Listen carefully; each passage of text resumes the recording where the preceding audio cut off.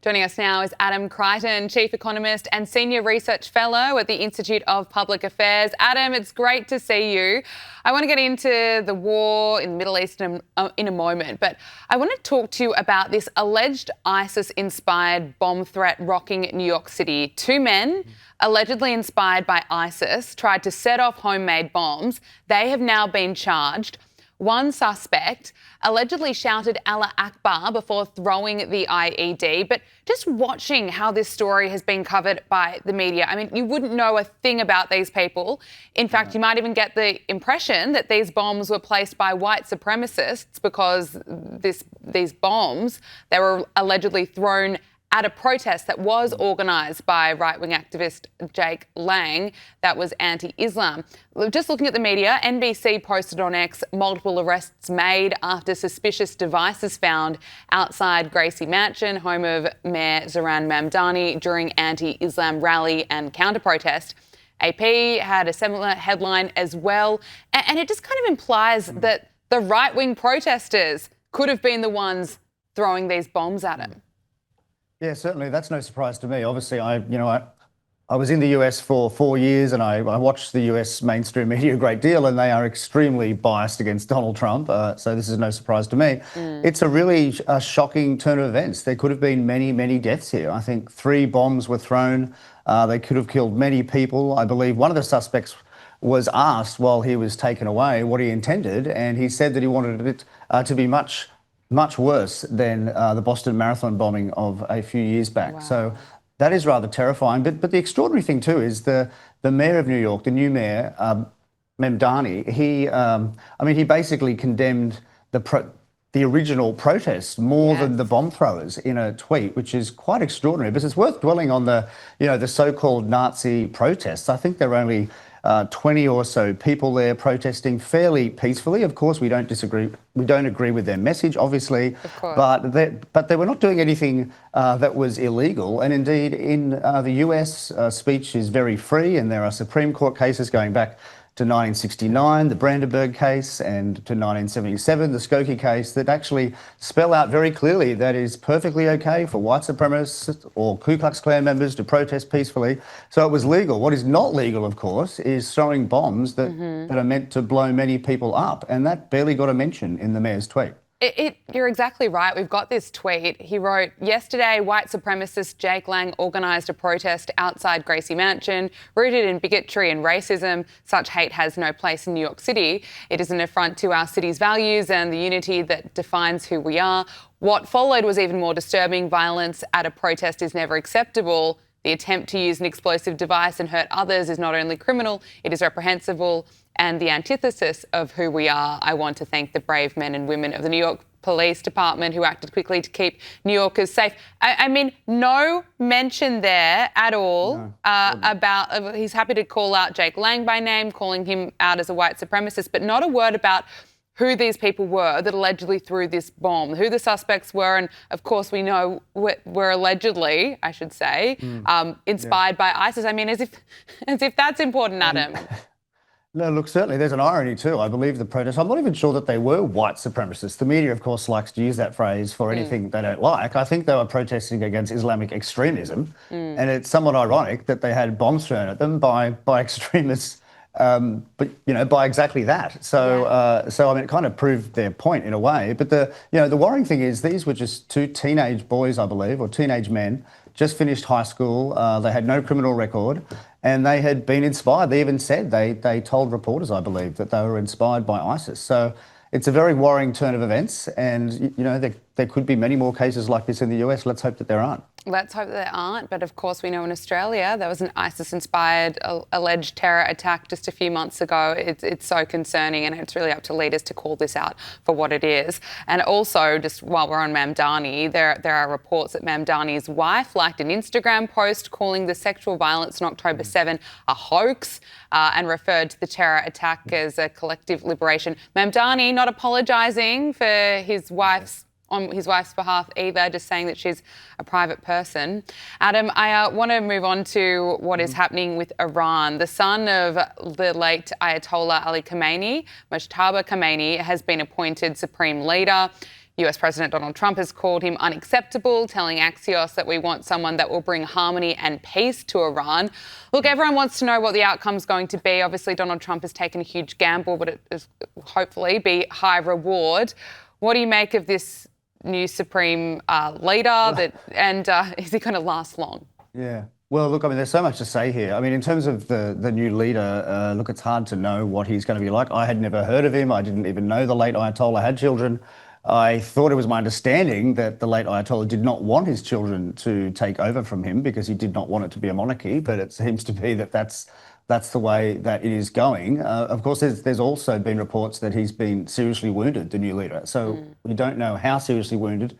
Look, I think it was a mistake for the leadership in Tehran to choose the son of the late leader. It makes it look more like a monarchy. It makes it look more like the regime of Shahs that they overthrew in 1979. So I don't see how that's going to endear themselves to the populace, to create a monarchy. There must have been lots of other people that would do the job. But of course, the more serious point is, this is, really not what the US wants. I think Donald Trump himself has said that. They'd like someone totally different. They would like someone like they have in Venezuela, who is easier to work with, who will be sympathetic to the US.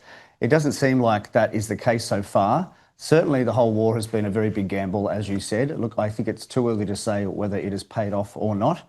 And of course, the first casualty in war is truth. So we don't really know what is happening. I must say, I kind of look at all different news outlets. I look foreign outlets, domestic outlets. It's very hard sometimes to piece together what is actually happening. Because of course, governments on both sides tell the media things that aren't entirely true, and the media in good faith reports them. So you don't really know. But we do know that the oil price has gone through the roof. That's a fact for sure. And thankfully, it's come off a bit in the last day or two, or just overnight, in fact, when Donald Trump said he thinks the war's almost over. But then other people in the administration say it's not almost over. Certainly Iran says it's not over. And they have a vote in this, presumably. So, look, we have to wait and see. But it's just amazing to listen to the noise around this war. People are asking, is it almost over? It's been 1 week. We're only 8 days in, and there's just, there's no patience with this war. When is it coming to an end? Is it going to be soon? Obviously, the president says that this is going to be short term, and I believe that he does want this to be short term, but of course wants it to be successful. The president provided an update on the situation in the Middle East just a short time ago, reminding the world that what he's doing right now is he's keeping his promises. On the very first day I came down the escalator in 2015, I said, quote, I will stop Iran from getting nuclear weapons, and all I'm doing is keeping my promise. Think of that. That was in 2015. I said it. It was a threat then and a much bigger threat now, but no longer a threat, not for a long time anyway. And Adam, just to pick up on something you mentioned earlier, that the oil prices. Now, Donald Trump said over the weekend that the increase in oil, it's a very small price to pay for safety and peace amid this conflict. He posted on Truth Social, short-term oil prices, which will drop rapidly when the destruction of the Iran nuclear threat is over, is a very small price to pay for USA and world safety and peace. Only fools would think differently. And I think he's really got a bit of a point there, really, when we are so blessed, really, here in Australia, when we are seeing that the oil prices go up. People, men and women are bravely at war trying to defend, really Western civilization and taking out this evil threat. And we're worried about the oil. Yeah, look, I think you're right. I think it's a very small price to pay if the war only lasts a few weeks. The oil price has come down, as you said. It went through $100 a barrel. The last time I checked a few hours ago, it was about 90.